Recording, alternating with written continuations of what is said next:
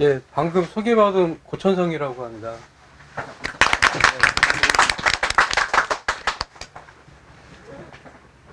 바로 할까요? 예. 예, 바로 시간이 별로 없는 관계로요.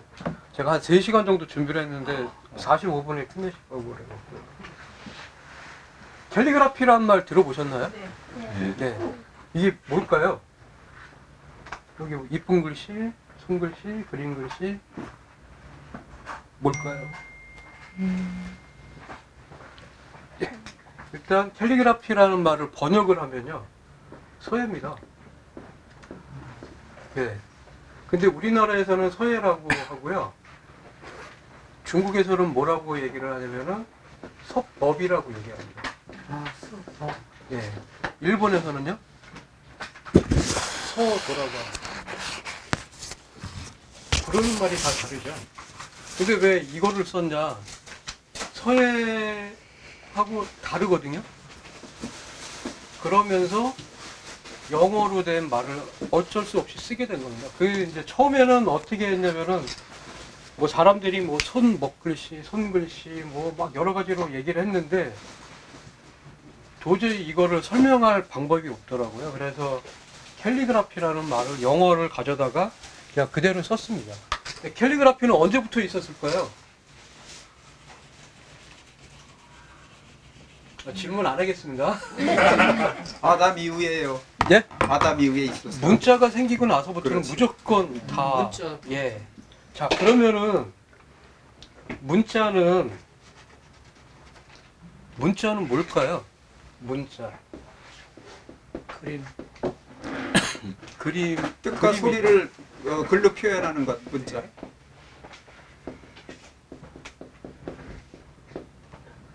저는 어떻게 얘기하냐면 거의 모든 문자들은 그림이나 뜻에서 출발을 했습니다. 거의 대부분의 문자들은요. 영어라든지 뭐 일본 문자라든지 아니면 한자라든지 거의 모든 게 그림에서부터 거의 출발을 했습니다. 근데 한글은요? 소리. 소리. 소리죠. 소리에서 출발을 하죠. 그리고 소리를 연구를 해서 듣고 이거를 이게 뭐야? 문자로 만드는 거죠. 그래서 이거를 소리 글자라고 얘기를 합니다. 근데 캘리그래피 하는데 왜 이걸 얘기를 하지? 뭐 그런데 자, 그래서 저는 뭐라 하려 되면은 청각이죠. 청각을 보는 걸로 바꾸는 겁니다. 문자라는 거는요. 근데 청각에는 소리는 강약이 있지 않습니까? 강약도 있고 길이도 있고 소리의 높낮이도 있죠. 높낮이. 근데 카톡이나 이런 거 문자나 이런 걸로 하시다가 상대방이 오해하는 경우들 되게 많죠. 그렇지. 예, 이게 어떤 감정을 가지고 얘기를 하는 거야 모르지 않습니까? 그래서 싸운 적 있죠, 친구랑? 없어요? 네. 근데 이제 말로 할 때는 아우 사랑해 이러는데 만약에 문자로 딱 보내면은 이 친구가 저 선생님이 저한테 성추행했어요 이렇게 될 수도 있죠. 근데 여기에서는 그냥 그래서 신문 기사나 이런 것들을 볼 때도 되게 자세히 좀 많이 저는 이제 많이 보는 생각을 많이 하는 편입니다. 거기에서는 문자로 저 사람이 뭘 어떻게 했어 그러는데 그때 당시 분위기나 이런 거에서는 그냥 진짜로 아주 편안한 농담이었을 수도 있는 건데 이게 문자화 딱 되면은 이게 되게 문제가 생길 수도 있는 것들이거든요. 지금도 만약에 제가 이 얘기를 했어요. 사랑해. 그냥 예를 들어서 설명을 했는데 누군가가 학생한테 어떤 선생이 공적인 자리에서 사랑해라는 얘기를 함부로 꺼냈다. 이렇게 될 수도 있는 거죠. 그래서 감정이 들어가 있는 말들을 그거를 표현하는 게 이제 저 같은 경우는 그렇게 표현을 합니다. 글씨로요. 자, 그러면 어떻게 표현을 하는지를 조금 이따가 말씀을 드리고, 자, 그래서 제가 한글 캘리그라피를 하는 이유가 이거에 있습니다. 그래서 한글이 되게 재밌는 게 이런 것들 표현하기가 되게 편합니다. 소리 글자이기 때문에요. 그 영어나 이런 데에서도 분명히 그런 것들은 있거든요. 근데 여기에서는 이런 것들을 저는 다른 분들도 각자 하는 방식이나 글씨를 쓰는 방법이나 왜 하는지에 대해서는 다른대로 이유가 있는데 저 같은 경우는 여기에 이제 중점을 많이 둡니다. 그게 맞는 것 같고요. 그래서 많이 싸웁니다, 사람들하고요. 자, 제가 그래서 한글 캘리그라피를 하는 이유는 대략 이렇고요. 한글이 위대하다고 얘기를 하고 과학적이라고 얘기를 하는데 왜 위대하죠? 자, 만들었어요. 사람이 만들었습니다. 그리고요. 왜 위대할까요?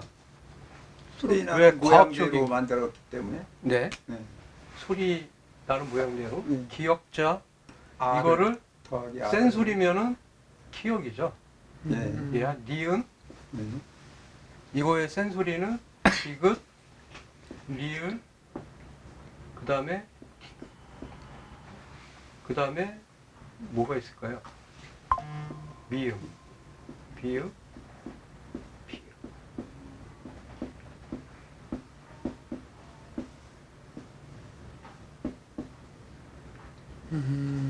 자, 기본 글자는 5개입니다.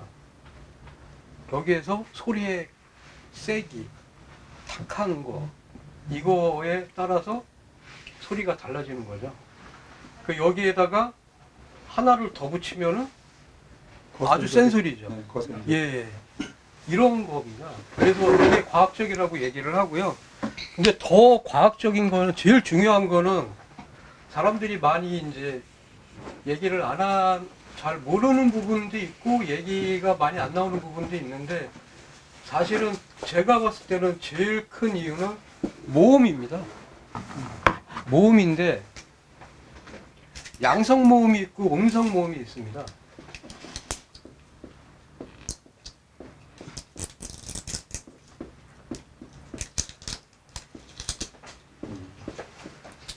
기본 글자가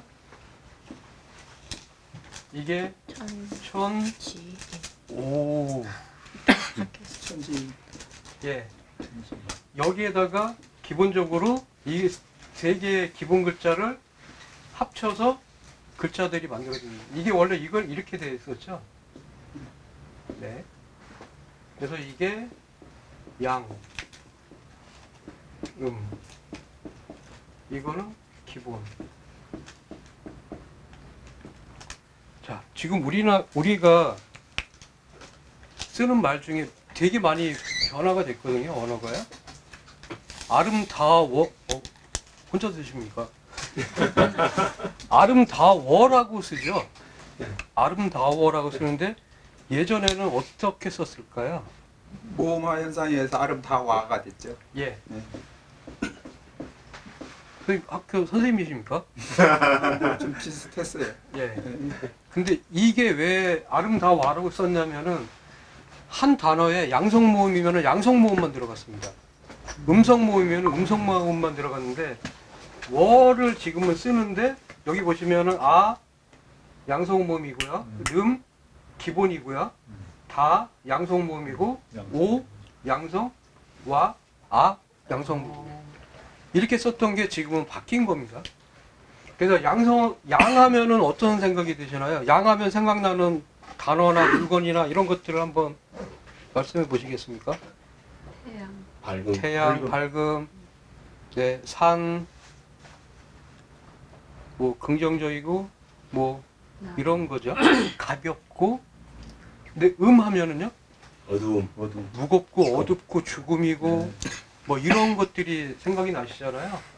그래서 의성어나 의태어 이런 것들이 되게 많이 나와 있는데 자, 물이 이렇게 흘러내립니다. 이거 어떻게 표현할까요? 줄줄줄. 예. 근데 물 양이 좀 많아요. 아니면 슬퍼요. 줄줄줄. 졸졸졸. 졸졸졸 할 때 모음은 양성 모음이죠. 오. 근데 졸졸졸 하면은 음성 모음이 들어가죠. 자, 조금만 돌멩이를 물에다 탁 던졌습니다. 그러면 무슨 소리가 납니까? 퐁당. 바위를 던졌습니다. 퐁당. 조금만 돌멩이는 퐁당하면서 튕겨져 나올 것 같고 그런데 퐁당하면은 푹 가라앉는 느낌이죠. 근데 이게 소리의 음의 높낮이가 조금 다릅니다. 그 양성모음들은 음이 좀 약간 높고 음성모음은 좀 낮습니다. 그래서 이게 우리만 그러냐? 메이저리그에서 홈런을 딱 쳤습니다. 그러면은 뭐라고 하죠? 와 그러죠. 거기에 양성모음이 들어가죠. 그 다음에 상대편은 뭐라고 하냐면은 우 그러죠. 음성모음이 들어가죠. 자 그러면 이거 인간만 그러냐? 동물들도 그러지 않습니까? 주인이 강아지 키우는데 주인이 나타났어요. 되게 기분이 좋아. 그러면은 어떻게 되죠? 소리를 올려. 톤이 올라가죠. 그리고 그 소리가 양성모음화 됩니다. 근데 도둑이 들어왔어요. 그러면은 음이 낮아지죠. 그러니까 이게 기본적으로 톤이 높으면은 기분이 좋게 만들거나 뭐 이런 것들이 있고 약간 긍정적인 표현을 할 수 있고 소리고 그러니까 소리로 인해서 사랑해 사랑해 이건 완전 다르잖아요. 이건 뭐 나중에 얘기한 거는 저주를 하는 것 같잖아요. 그러니까 이런 것들이 이제 표현을 하는데 글씨로 이제 표현을 하는 겁니다. 그래서 이 과학적이고 위대한 이유 중에 하나가 모음 때문입니다. 우리는 그 세종대왕이 이 모음의 존재를 찾아내서 음소라고 얘기를 합니다. 기역, 기역. 그러면은 각이라는 글자가 되잖아요.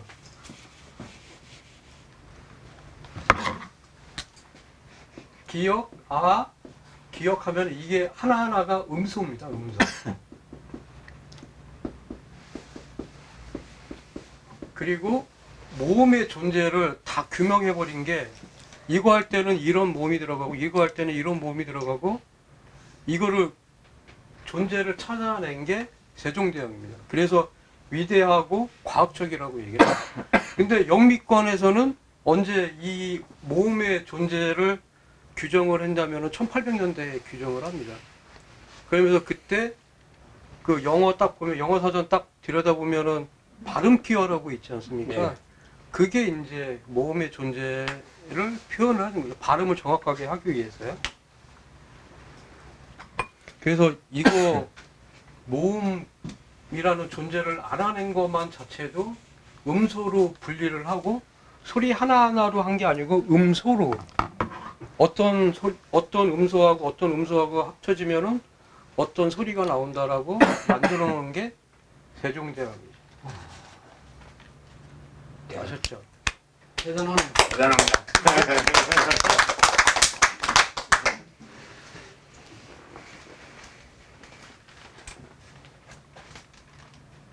대단하다는 말씀이 맞는가? 훌륭하다는 말씀이 맞는가? 대단하죠. 대단해. 훌륭하기도 하고 대단하기도 하고 그거를 생각해 그 소리를 찾아낸다는 게 그렇지. 요즘 저 외국인들 한글 맵하잖아요. 얼마 전에 홍콩에서 그 일본어 한글 배우는 사람을 얘기를 나누니까 자기가 한글을 알고 나서 한글이 엄청 과학적이라는 거예요. 네. 근데 누구나 대단하는데 배우기가 너무 제일 어렵다는 거예요. 전 세계 언어 중에서. 그런 얘기는 어떤 얘기인가요? 그 저희가 아까 말씀드렸다시피 문자는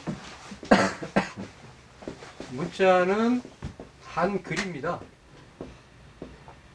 언어는 한국어입니다. 한글은 배우기 되게 쉽습니다. 한국말을 죽었다, 뻗었다. 예력이 설명하시네. 맞아요. 예. 맞네. 자, 죽었다, 뻗었다. 훈민정음 아시죠? 예. 근데 한글하고는 훈민정음하고 뭐가 다를까요? 훈민정음은 이제 한글로 글을 표현하는 거고, 예. 네, 그걸 쓴 글씨체를 언제부터 한글이라고 했을까요? 틀리셨습니다. 언제부터 한글이라고 했을까요? 주시경 선생님. 주시경 선생님이 1880년대쯤에 주시경 선생님이 한글이라는 이름을 지었고요. 그 전까지만 해도 우리 한글에서는 한글이라고 안 불렀죠. 한글은 어떻게 쓰였냐면은 띄어쓰기나 쉼표나 마침표가 없이 그냥 쭈루룩 썼었습니다. 그쵸. 근데 그 주시경 선생님의 선생님이 있었는데 선교사였는데 헐버트란 분이 영어에 있는 띄어쓰기, 쉼표, 마침표를 한글하고 같이 주시경 선생님과 같이 연구를 해서 그걸 접목을 합니다. 그래서 지금 이런 책들 얼마나 다행인지 몰라요. 그거 그냥 쉼표나 마침표 뭐 띄어쓰기 안 하고 그냥 쫙 써 있다고 생각해 보십시오. 진짜 중국어 그렇잖아, 그죠? 예. 그냥 계속 붙였어요. 그 얼마나 공부하기 힘들었을 거야. 아니 그냥 공부하기 싫은데 그냥 쭉 이어 쓰지. 자, 그래서 그때부터 한글이라고 얘기를 했고 띄어쓰기, 쉼표, 마침표를 넣었습니다. 근데 띄어쓰기, 쉼표, 마침표가 저는 어떻게 얘기를 하냐면은 덩어리로 만들어졌다고 얘기를 합니다. 그게 뭐냐면 아까 음소가 모여서 소리가 되고요. 이 소리들이 모여서 단어가 되잖아요. 근데 이 단어를 우리가 말을 할 때는 예전에 웃긴 말로 그런 거 하시지 않았나요? 아버지 가방에 들어가신다 그거 했잖아요. 근데 띄어서 읽으면은 말을 할 때는 띄어서 읽는데 문자로 했을 때는 그냥 이으면 안 되죠. 근데 거기서 띄어쓰기를 해주면서 얘네들을 뭐라고 하냐면 저는 이제 뭐라고 하냐면 덩어리로 만들어준다고 얘기를 합니다. 하나의 덩어리를 만들어줘서 의미를 갖게 만들어주는. 그래서 뭐 단어들이 합쳐서 이 덩어리들이 뭉쳐서 하나의 문장으로 덩어리 되어지고 이것들이 뭉쳐서 하나의 단락으로 덩어리가 만들어지고요. 그래서 글씨 쓸 때도 어떤 분들 이렇게 쓰시는 분들이 있습니다.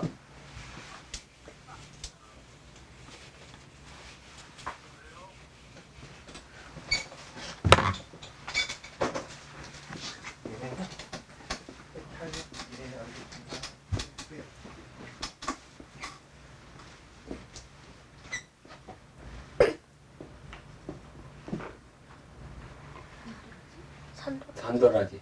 네, 산도라지인데 여기에 간격을 여기가 벌려놓고요. 여기는 붙여놔버리고 이게 덩어리가 돼야 되거든요.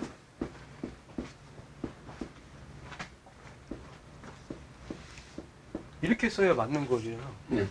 근데 어떤 사람들 캘리그라피 한다고 해서 변형을 주면서 이 간격들까지 다 무시를 해버리는 거죠. 그리고 딱 전시를 하면서 너네들이 알아서 읽어봐. 이거는 진짜 아닌 것 같아요. 그래서 어떤 분들은 제가 글씨 쓰는 게 되게 편하다고 얘기를 합니다. 읽기 되게 무난하다고 얘기를 하는데 사실은 쓰기는 되게 어렵거든요. 이것들을 무시하는 거는 저는 욕합니다. 너 혼자 보고 있지 왜 밖에 내놔갖고 사람들 헷갈리게 하냐고 그런 얘기를 합니다. 그래서 글씨 쓰면서 제일 많이 신경 쓰는 게 이제 막 글씨를 배우는 어린 학생들이나 아니면은 글씨를 많이 접하지 못한 분들이 있거든요. 그냥 뭐 직업적으로나 뭐 해서 그래서 뭐 어디 기계를 만지시는 분들이나 이런 분들은 문자를 접할 일들이 그렇게 많지 않잖아요. 그런 분들한테는 되게 어려울 수 있습니다. 캘리그라피라는 게. 그래서 최대한 변화를 주면서도 그런 분들도 다 그러니까 저학년이나 전에 한번 초등학교 2학년 학생이 제 작업실에 놀러 와서 딱 글씨 어때? 그랬더니 이게 무슨 글씨예요? 그러더라고요. 하나도 못 읽겠어요. 그래갖고 반성했습니다. 제가 읽을 수 있어야 되거든요. 이거는 이제 약속이니까요. 네. 그래서 아까 캘리그라피는 소리를 문자로 바꾼 예술이라고 생각을 합니다. 소리 글자고요. 아까 말씀드린 대로 강약, 장단, 높낮이가 있습니다. 그리고 지금 말씀드린 대로 이거는 기호입니다. 기호고 약속이고요. 이거를 어기면은 이제 문제가 생기는 거죠.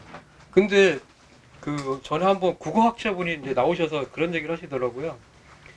우리 그 지금 어른들도 쓰시는지는 모르겠는데 뭐 크크크를 이렇게 쓰지, 카톡이나 이런 거 할 때 이렇게 하지 않습니까? 아니면은 뭐 이렇게 하기도 하고요. 근데 이거를 문자 파괴라고 얘기를 한다는 거죠, 누군가가요. 근데 그 국어학자 그분이 이거는 확장이라는 얘기를 합니다. 문자의 확장. 더 넓게 변화되고, 문자는 계속 바뀌는 거거든요. 소리라든지 이런 것들은 계속 바뀌는 거라고 그 얘기를 하시더라고요. 근데 이제 다른 사람들이 못 알아들으면은 안 되죠. 막 단어 확 줄여갖고 너 이것도 몰라? 이러면은 안 되고요. 그게 뭐야? 그러면은 무시하지 말고 이거는 이렇게 해서 쓴 거야. 막 그런 거 뭐 있어요? 막 줄임말 막 이런 거 있잖아. 인정. 에? 인정 이응집. 자, 하나 배우시겠습니다. 자, 이게 젊은 사람들이 이렇게 쓰면은요, 이거는 인정이랍니다. 네. 근데 이제 이건 젊은 사람들끼리의 약속이고, 나이 드신 분들한테 이렇게 쓰면은, 잘못하면은 5점 막 이렇게. 네. 그래서 어느 정도의 그 소통이나 이런 것들도 필요한 것 같고요. 그리고 이런 것들이, 기호나 약속이나 이런 것들이 우리가 계속 학습되고 경험한 데서 나오는 것들입니다. 문자는 누구한테인가 내가 저절로 알게 된 것들이 아니잖아요. 학습되고 경험에 의해서 나온 거고. 자, 그럼 한 가지 이제 글씨에 이제 재밌는 게 뭐가 있냐면은, 자, 이렇게 되면은 무섭겠죠. 그래서 아니면은 이렇게 돼 있으면요, 이거는 부드럽다는 느낌이 나시죠. 이거는 날카롭고, 그리고 이렇게 된 거하고 하면은 이거는 부드럽고 이거는 뾰족하고 이런 느낌이지 않습니까? 이거 누가 가르쳐 주셨나요? 경험에 의해서 나오는 거죠. 이거는 뾰족한 거는 만약에 바늘이나 이런 것들에 대해서 찔려본 경험이나 아니면은 누군가한테서 들어서 저거는 위험한 거야, 아픈 거야, 이런 느낌들을 가질 수 있고요. 이런 것들은 부드러워요. 여기 닿아도 괜찮아. 내가 어떻게 알았어요? 경험해보고 아셨죠? 이 정도는 부딪혀도 아프긴 한데 뭐 피가 나거나 상처가 나진 않아. 근데 더 뾰족한 이런 것들이 깨져서 만약에 난다 그러면은 상처가 나겠죠. 이런 것들은 누가 알려준 게 아니고 경험에 의해서 나온 것들입니다. 문자나 이런 것들도 마찬가지고요. 문자에 이제 여기에서